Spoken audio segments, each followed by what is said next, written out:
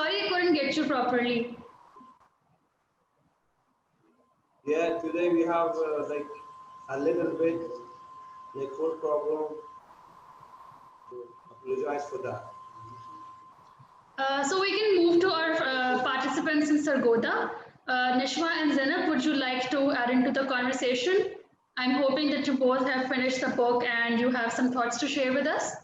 So we can go to Nishma first and then Zainab can bring her 2 cents into the conversation. So Nishma, over to you. Assalamu alaikum. My name is Nashwa, and for me, the best thing about the book was the vast trademark humor. She had a natural gift for it. Ironically, it was the same humor which offended some Parsis and made the novel a bit controversial. And the bigger significance of this book is that it finally introduced a Pakistani English language novelist to a wider international audience. And this book is an entertaining account of the way of life in early 20th century. And so, they worship fire and leave their dead in the towers of silence, where wild animals and vultures can tear off the pieces of their flesh. And for me,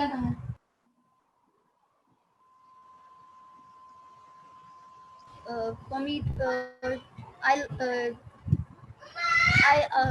personally like this book very. Thank you so much, Nishma. So we'll move to Zainab now. Zainab, can you hear me? Yes, ma'am. Assalamu alaikum. My name is Zainab, and talking about the novel The Crow Eaters and talking about my thoughts about it, I love this novel. It was very interesting, and every character was very interesting. Like, and for me, the most irritating character was Gerbano. She was very irritating, and I really enjoyed it. It was very different from other novels, and every character was really fun. Thank you so much, Zainab. You mentioned Gerbano's character. So, what aspect of her character you found was very irritating? Like she always tries her best to irritate Freddy. Freddy was very nice person. He always do good to others, and everyone liked him. But I don't know why she always get jealous of him or irritate him. She was very irritating. Thank you so much, Zainab, for bringing this new aspect into the conversation. So, Herat will come back to you on this. That Zainab and Nishwa, they both of them, they pointed out that they were very interesting characters in the book, apart from Freddy. So, anyone from your side who would like to come up and talk about the characters specifically about the characters? Especially Freddie, Gerbano, Freddie's wife, Putli.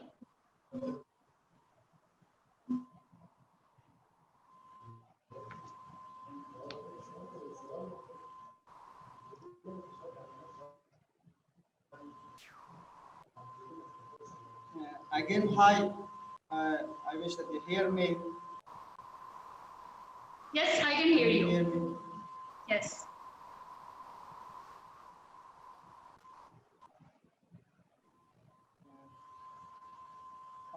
It's a question was when I reading the book, it came in my mind about this book. That's at the bottom of this book. It's written that the crow eaters. I want to know about this. It's a custom or it's anything or what? I want to know about this and that I don't know really about this thing. That say the crow eaters. Is it a custom or anything? I'm sorry, can you please repeat your question? Yes, okay. At the bottom of this book, it's written that the crop eaters. I want to know about this. It's a question in my mind that the crop eaters. It's a custom or anything. I really I really read it a lot, but I don't know anything about this makes that target the crow eaters? Is it a custom or anything? All right, so it's a very interesting question from your side. In fact, I was going to ask this question myself from all of the participants, both in Herat and Sargodha.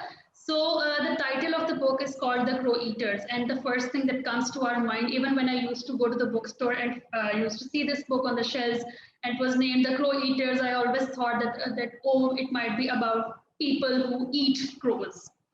So I took the literal meaning of the title of the book.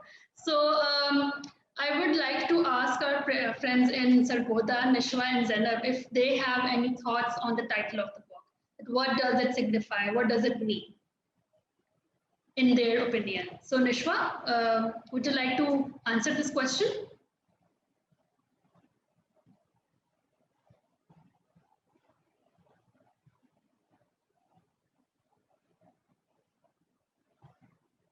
Nishwa, can you hear me?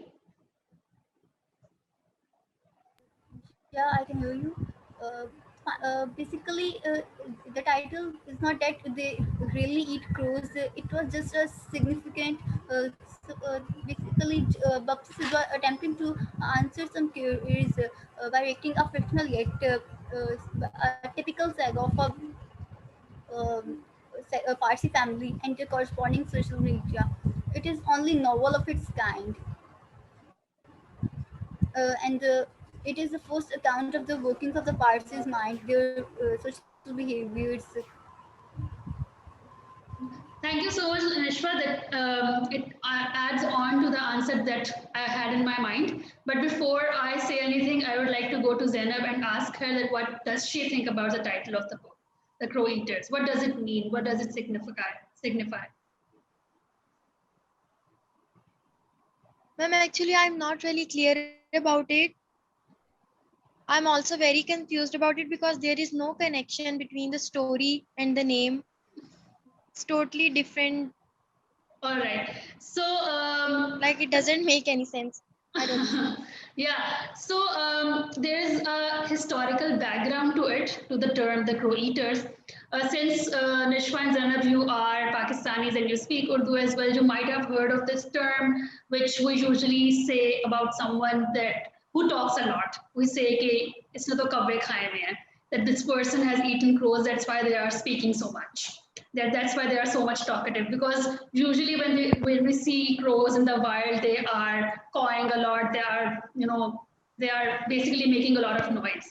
So about the Parsi community before partition, when they were in large population, not large but like significantly large from current times, when they were in South Asia, especially in Lahore and Bombay, they were, even though they were in small numbers as compared to other communities in Lahore, whenever they used to get together, they used to talk a lot. And Parsis are known to be very social people. Whenever they used to get together in clubs, in places like parks or any other public places, they used to talk a lot. They used to exchange their whatever is happening in their lives. And whenever there was a Parsi community, whenever there was a gathering of Parsis, there was a lot of noise. So that's why the other communities, they used to call them the crow eaters, that oh, the log to kabbe kha ke aaye hain, log to bahut shor macha rahe hain, like they are making a lot of noise. So that's why, and there was a negative connotation to it. If you read other books by Bapsi Sidhwa, she's also, especially the Ice Candy Man, there is a specific incident which was inspired by Bapsi Sidhwa's own life, that the character in that book, in the Ice Candy Man, that this little girl, she was playing in the park and she was with her nanny. And there was this other boy from another community, I think he was Muslim or he was Christian, but he called her the crow eater. And that little girl, which was inspired by Bapsi's own life, she couldn't understand that why this boy was calling her the crow eater. But by writing this book and making the title of the book as the crow eaters, Bapsi Sidhwa has somehow reclaimed this term. Now, the crow eaters is not now known as more as the title of a book which is based on the lives of Parsi community, and it has less negative connotation to it. So I think by making this the title of the book, she has somehow turned the negative connotation to this term into somehow a positive connotation, that the crow eaters is now known as more as the first book by Babysitter. I'm sorry, there is a power outage. I'll just come back in a minute.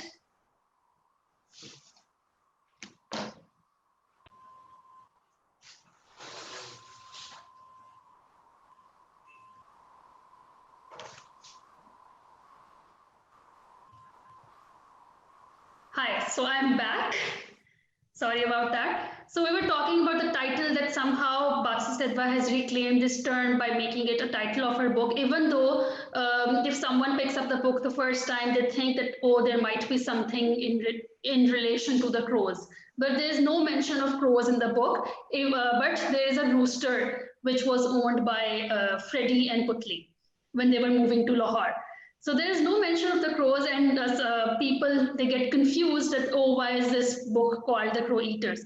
But when you do some more research on it, you'll find out that the Parsis, they are known to be very talkative people. And since they're in very small numbers, whenever they get together, they talk a lot, they make a lot of noise. And for other communities, they are like people who have eaten crows, like the literal meaning of the term, which we usually call people in Urdu. So yeah, that's why the title of the book is called The Crow Eaters, and it's based on the life and behaviors of the Parsi community, which Babysitter is. She is a Parsi herself, and she grew up in a Parsi family. And when she moved to Bombay after getting married, Parsis are more in number in Bombay. She found out how funny and how exciting her community is like. That's why she wrote this book, and that's why it's the title of the book. On this note, I also remember that since we also conduct interviews of such people who have seen partition in the formative years of Pakistan, we also had a chance and also had an opportunity to interview Babysitter herself. And so I'm going to share a snippet from her interview in which she is talking about the book herself, that how this book came about and how publishing this book was also a task. So I'm going to share my screen now. Let me know if you guys can see it and hear it as well.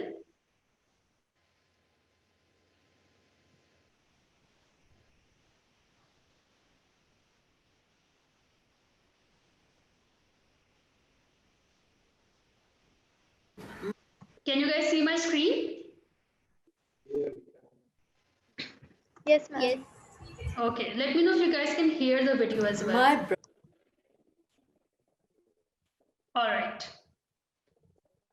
brother मुझसे my brother मुझसे 1 साल छोटे थे और वो मुझे because as a child I had polio and didn't go to school, सब मुझे थोड़ा retarded समझते थे, till I wrote The Crow Eaters.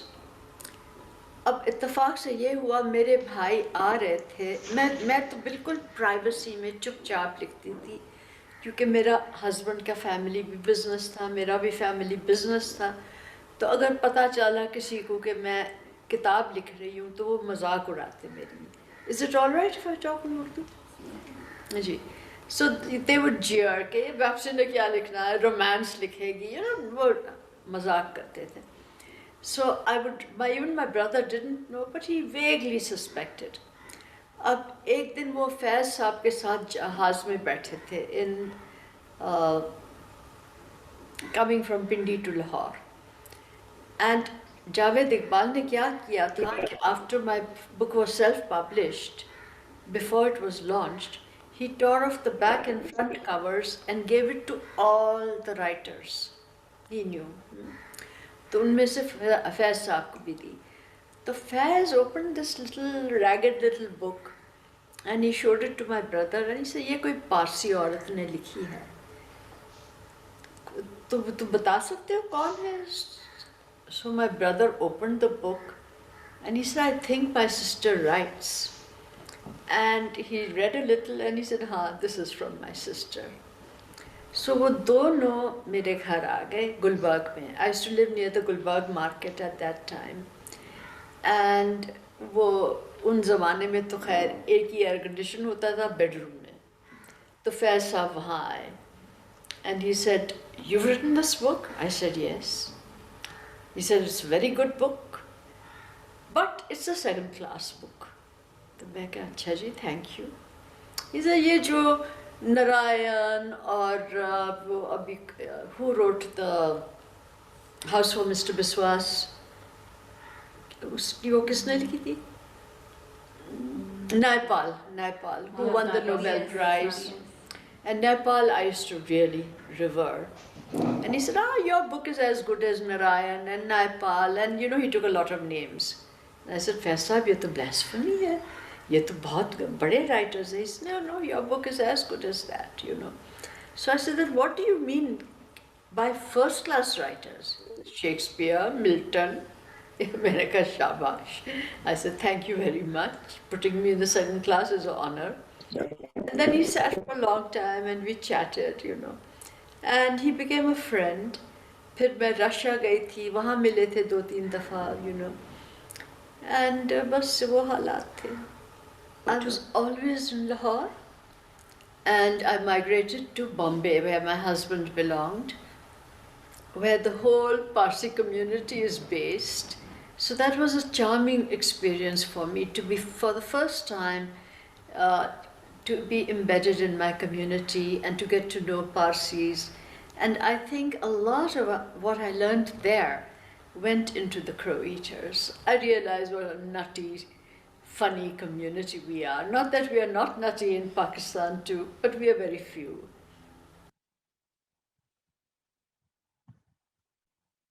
So this was a small snippet of Bapsi Sidhwa's interview that we were able to conduct.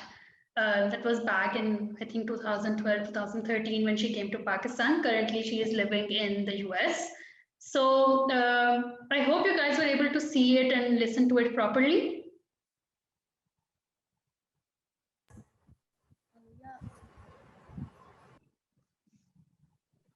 Yes, ma'am.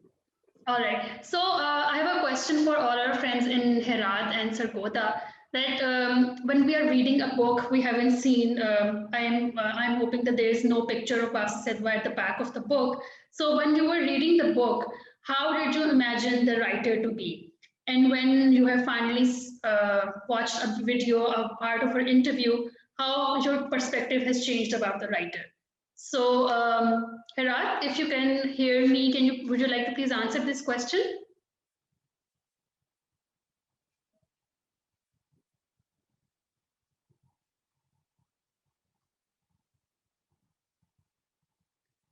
I think there is some connection issue at Herat's end.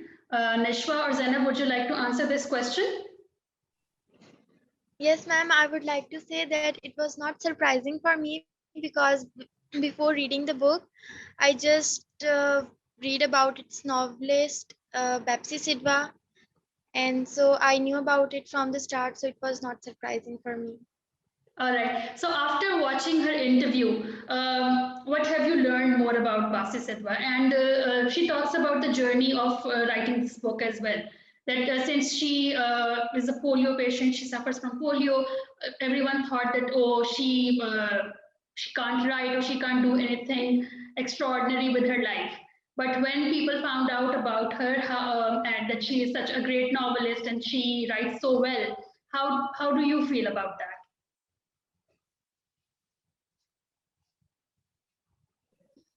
Ma'am, I feel she's very brave lady. She's very strong, and she gave us lesson that we are not supposed to look around us, look people around us. They are just there to put us down. And she taught us that do what you want. Don't look others. Don't listen to them. Do whatever you want. Do whatever that makes you happy. And we should be passionate. We should be determined for what we are about to do. Thank you so much, Zainab, for such honest thoughts. Nishwa, would you like to add on to this? Yeah, I want to say that she was a very strong lady. She, due to the diseases, but she overcome it and do what she wants. And as she was a minority in Pakistan, and she belongs to business family. She's talk about it in the interview. She overcome all these situations, and she write it, and she compare as she said that Faz has said him, he would compare with great and big novelists. So she was shocked that why he was comparing me with that. She rely on himself, and she boosts his uh, aim, and write very well. Thank you so much, Nishwa. Herat, I think you have joined again. Can you guys hear me?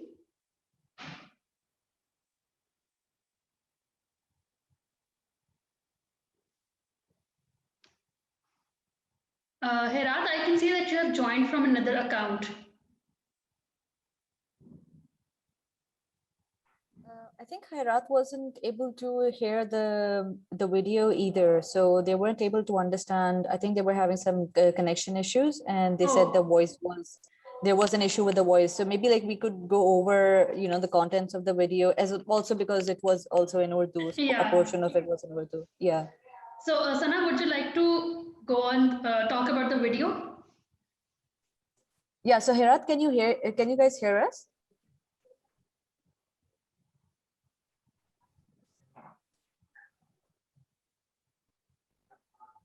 Herat, are you guys with us? Can you guys hear us?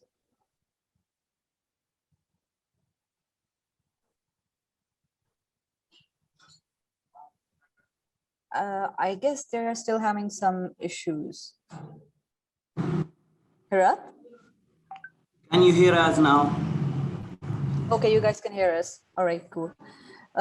So yeah, I'll begin talking about the video a bit. Since you guys weren't able to hear the video, and portion of it was in Urdu as well. So basically, Bapsi Sidhwa, the author of the book Crow Eaters, she goes over how she came to write the book, and basically how it got published. So, as she says, she wasn't someone that people expected could, write a book. She could become an author. She suffered from polio as a child. And so a lot of people thought that she might not be able to pursue, certain careers, which are, which require more of an effort, because she was frail. And also told us in her interview, and it's a known fact that she wasn't able to pursue education in schools. So she was homeschooled. It's not that she didn't pursue education, but she was homeschooled, and so no one expected her to write a book. So she tells the story of how her book got published. So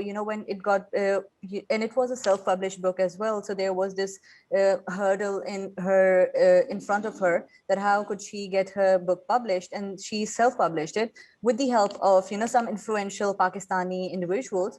And when it got published, so one of the influential people, Sir Javed Iqbal, he was traveling, and he was traveling among some writers, Pakistani famous writers, including one of them is Faiz Ahmed Faiz. So he was traveling with him, and he was sitting next to him, right? And basically he wanted to promote the book. So the Crow Eaters, he took the covering of the book. So there, you have hard coverings, and there is a covering that comes with the book. So he was distributing it among authors and among famous writers and people, to to get people to notice the kind of talent that Bapsi Sidhwa was.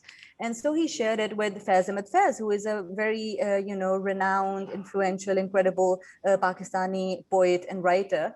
And Faz was really impressed. So, when he visited Bapsi Sidhwa, he actually included her among one of the most famous writers from South Asia. And so she was really surprised by that. And that actually motivated her to pursue writing, even, even beyond that. So, she didn't stop with her first book. She went one of the most incredibly renowned, South Asian authors, especially when it comes to English language. So I believe in this entire story of Bapsi Sidhwa, and what she talks about, I believe there is a great inspiration there, because sometimes the first step for anything, any kind of initiative, like she wanted to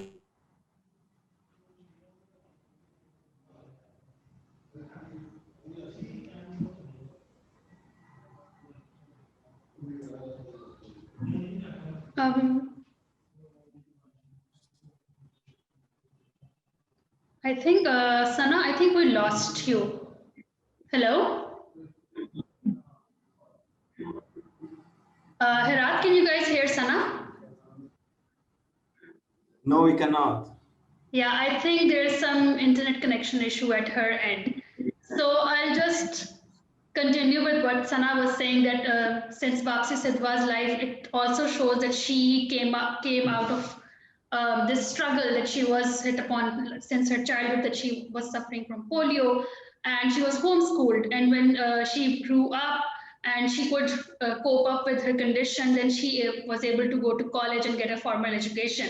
And after that, as Sana explained to you guys earlier, that she started writing, and she used to write quietly in silence, and no one in her family knew that she is writing, and that's how she became famous. She became this famous writer by the help of other famous writers. So on that note, I would like to go to Herat and get their opinion on the life of Bapsi Sidhwa. What do you guys think about her life?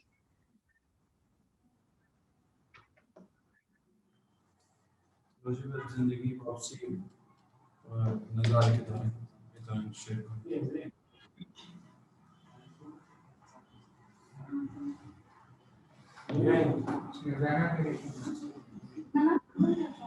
Just a minute, someone will come for sure.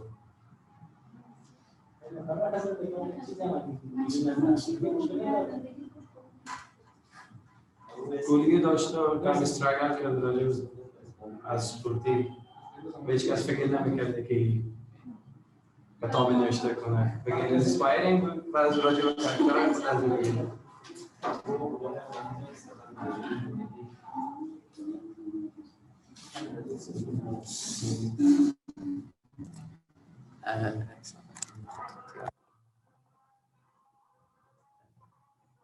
Hi, do you hear me? Yes, I can hear you.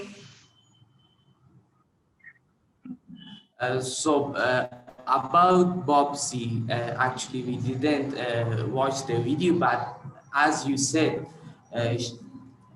I think she was so very inspiration because as he faced to his her problem and how he write a book. I have some talent in writing, so I'm looking for some inspiration writers. I think Bobsy is a good model for me to follow his, follow her way and write something about the Parsi people or Afghanistan. Thank you so much for sharing that. And yes, Bapsi Sidhwa's writing and her career as a writer is very inspiring for me as well. Because I would give you guys a little bit background on her education as well. That Bapsi Sidhwa did her graduation, she did her bachelor's from the same college from where I graduated as well. So that is Kinnaird College, Lahore, and Kinnaird College is known to be this very. It was established before partition in 1912, and since then it has been a century since this college has been working, and it's a girls' college. It's a college exclusively for women, and it has produced amazing inspirational women for Pakistani women as well. So, talking about Bapsi Sidhwa's career, I think when it comes to writing, she has taken inspiration from her real life instances as well. Another book of hers is The Ice Candy Man, which is about the partition of India and Pakistan, about partition of the subcontinent through the eyes of a child who is also suffering from polio.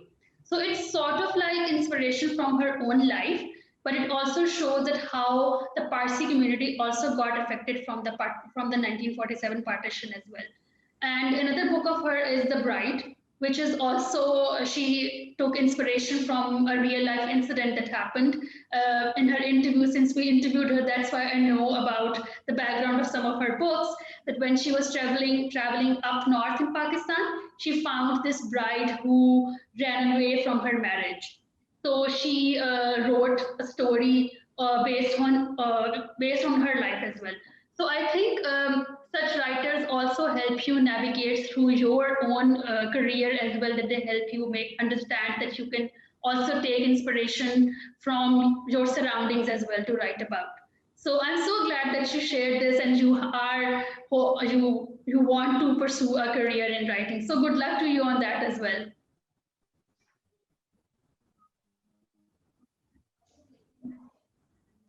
I have a question for you. Does she have, don't know, can you tell us? Sorry, I couldn't get your question. Does Popsy has other books? Yes, Can I you mentioned, yeah. name them? Yes, I just mentioned two of her books. I have read one other book by her. It's called The Ice Candy Man. Ice Candy Man? Yes, there's Ice Candy Man. There's The Bride. I'll just put it in the chat box as well. It's called The Ice Candy Man, and it's also a really good book. Then there is The Bride, and then there is An American Brat. I think it's also by her. So these are the three books that I remember right now, but you can also always look her up, search on her on Google, and you'll find many more books by her. She also writes essays as well, so you will find her essays as well. She also has a website. You can go there on her website and find other books by her. So coming back to her book, The Crow Eaters, I have a question for you guys. So before reading this book, what did you guys know about the Parsi community?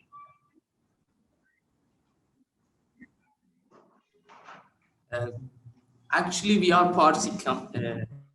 Actually, we are Parsi community, I think, and because we speak in Persian language, and we got their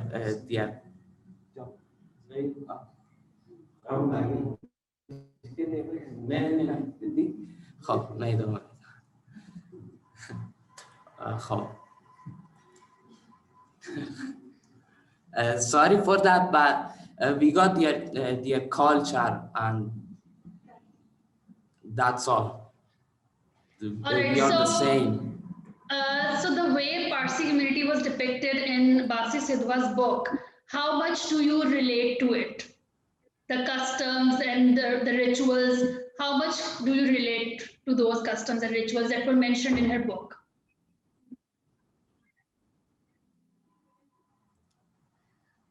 Actually, not too much. I didn't relate to the book, but as I read that book was interesting. That's all I can say about the book, and I have nothing to say anymore. Okay. Anyone else? Thank you so much. Anyone else from your side who would like to talk about this book?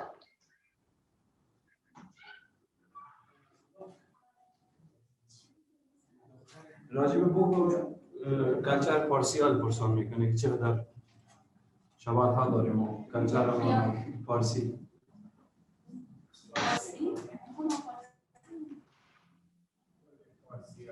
پارسی ها یک پارسی ها هستن که آتش پرستان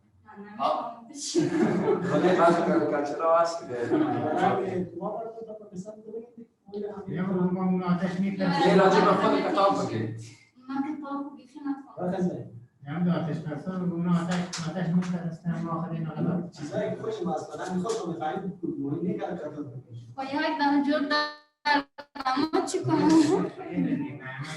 Hi. Hello, hi. I hope you'll be fine. I am Hasiba, and I want to say about thank you. I want to say about our culture, something that in our culture is about the thing that we heritage. What should I say? Believe. Okay. We believe to God, but I think the Persian believe to fire. And also something other, I don't know, but the difference between our culture and their culture that I want to say about my culture, that Afghan culture, because we believe to God, we have some special month like Ramadan, or also a special ceremony like Eid, and also the New Year. And instead of that, also about the wearing that we wear the clothes are Afghan gan, we say, and other, what should I say? All of them is this. And also about our holidays, that in week we have the Friday, and also some special days that are like freedom of Afghanistan, that we say Istiqlal, and also some other days. Thank you so That's much enough. Thank you so much for sharing. Thank you so much for sharing that. Since Nishwa is only connected from Sargodha right now, so I would like to go to Nishwa and ask her. So I have a bit of a different question for you, Nishwa. That before reading The Crow Eaters, what did you know about Parsis in Pakistan or anywhere in the world? And after reading the book, how did your perspective change about the Parsi community?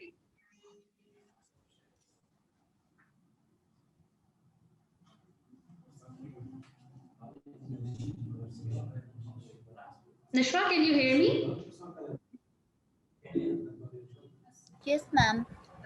Ma'am, before reading this book, as I had just listened and just say that Parsis are a minority of Pakistan, and they are too much neglected, and there are too much hatred in Pakistan, because as their culture and their rituals are totally against, are totally different from Islam, and after reading this book, I just perceive that they are somehow they are somehow uh, laughter, and they not so much uh, bad, or we can say that just they are good, not so much hatred, that just like Pakistanis, or uh, they they due to just our religious issues, so that some issues with them. Yeah, thank you so much for adding that, Nishwa. That I'm so glad that you brought this up. That even though Parsis and other minorities in Pakistan, they are very much neglected, and due to religious differences, we are there are so many conflicts, and there are so many issues going on in Pakistan due to having religious differences between different communities. So, when we read such literature about different communities in Pakistan or anywhere else in the world, we find out that we are not very different from each other. First of all, we are all humans and we all have the same needs and wants, and we all want a peaceful, happy life. And that's what the Parsis want as well. And I'm so glad that you brought this up, that after reading this book, you realize that, oh, they're not so different from us. They do have a different religion, they do have different rituals and different festivals and different customs. But at the end of the day, we all want the same things, being a human. So thank you so much for that answer. Um, I have two videos from our friends in Sargodha, which I would like to share with you guys.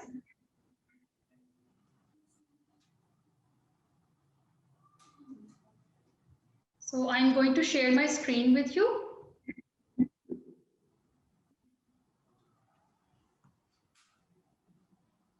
Assalamu alaikum. My name is Nadeem Ahmed, and I have read the book. So I'm very confused about how to say it. This book is, in a way, very unique, and also it has nothing about it that is different than what I know before. It just gives us an experience of being a minority group in the colonial era in India. It's a very unique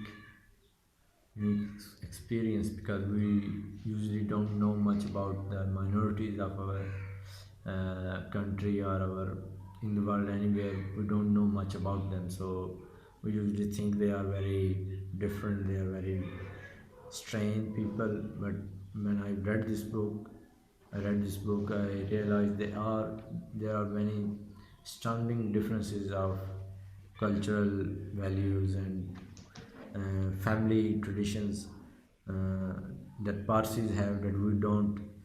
And before reading this book, I had no idea what Parsis actually are. And this book is not particularly it is not just telling us about Parsis. It also gives us a image of how life was during the British era.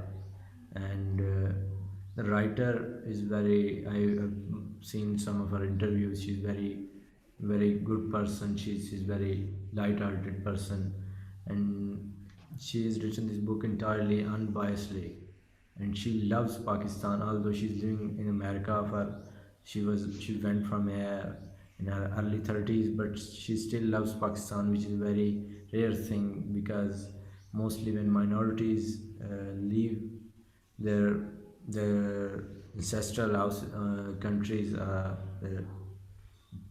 countries where they're born, they go outside, they, they feel different. They usually criticize their own homeland for being oppressive.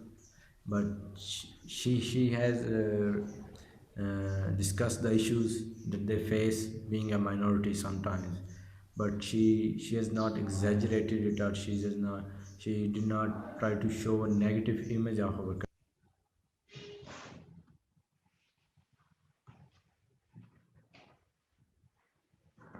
Assalamu alaikum. This is Hassan Ahmed from Sargodha, Pakistan. So the novel Crow Eater has been written by the Bapsi Sidhwa, who belongs to a Parsi family. In this novel, the main characters are the Mr. Freddy, his wife, children, and the mother-in-law Jarbano. They have migrated in Lahore to set up their business there, but their mother-in-law doesn't want to live in Lahore because she thought their tradition and culture will eliminate in Lahore. So, in this novel, Bapsi Sidhwa mainly explains the Parsis families, cultures, traditions, and values, and social behavior, and social and religious relations. So these were the videos from our boys side in Sargodha. And I'm so glad that the first student, he brought up so many aspects to about this book, that how this book made him feel, made him realize that oftentimes we're not aware about how minorities are operating in our country, how they are living in our country, and how much they are being oppressed. But the way Bapsi Sidhwa wrote this book, she did tell us about all of these issues, but she didn't made them a highlight of her book. She also showed that how much relatable Parsis are to us and how much they have contributed to the economy of our country. So I know we are also running out of time. We're about to finish our session. So Herat, would you like to say anything as closing remarks?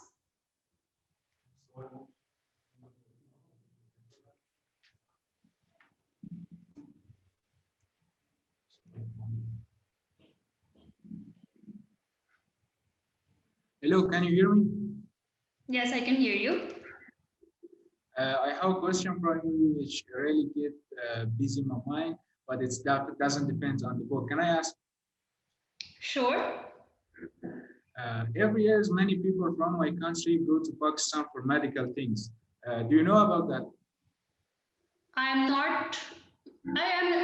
aware, but I haven't met someone who has come to Pakistan for this particular reason. Yes. Then I asked them, 50% of them was Pashtuns and 50% of them was Persians. When I asked them how was their country, how they treat the Pashtuns, really reacting good about your country.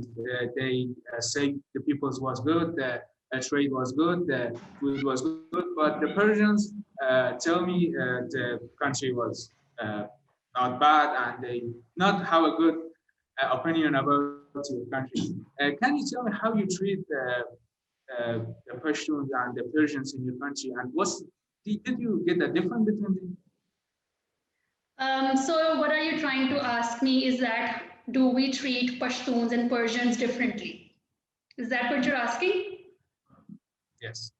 Yeah. So I have never encountered such a situation, but I can, and I really don't want to say that what my answer is going to be like, it's going to represent the whole country.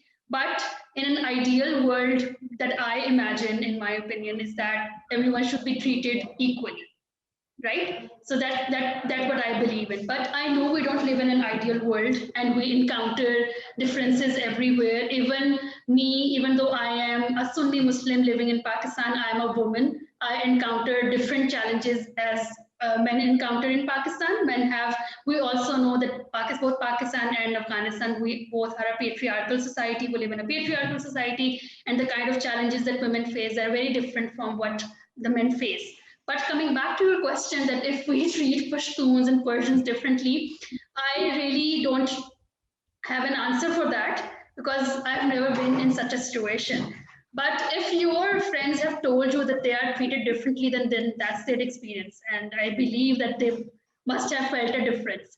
Even when we go, even if I, as a person, if I go somewhere else to another country, I'm sure that I'll be treated differently because of the color of my skin, because of my ethnicity, because of my passport. And these are the kind of things that we as Muslims and we as humans also face everywhere.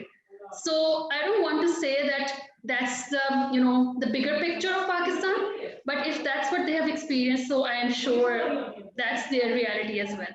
But I would like to say that in an ideal world, in an ideal situation, that's not what's supposed to happen. Everyone should be treated equally.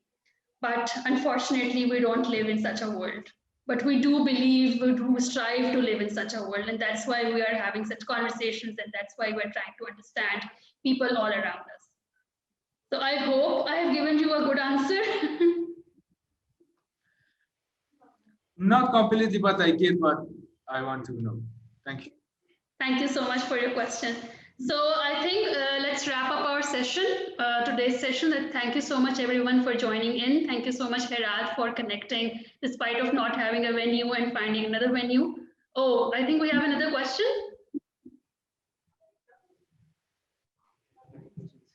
There is one student, he has a question. Please make it quick. Hi dear. Hi dear, do you hear me? Yes, I can hear you. I have a question that as you said, between the culture, we should not discriminate between the people, and in some culture, and the people discriminate between the people, and why? And why does it happen? Could you tell me that why they discriminate between the genders? For example, they don't want, for example, they discriminate between the rights of the genders. Could you tell me? So I'm not an expert and I really don't, I'm again saying that please don't take my answer as the perfect answer. I can tell only by my experience. I think differences come and people are different treated because of their cultures or because of their race or color, just because we don't know each other, and also because there is we all are becoming a very intolerant society now as a whole. We are not very tolerant towards each other. We are not good listeners anymore. We are not good observers anymore. We don't give the other person a chance to explain themselves. That's why we pass judgments very quickly. That's why we hold the other person very accountable very soon without getting to know their side.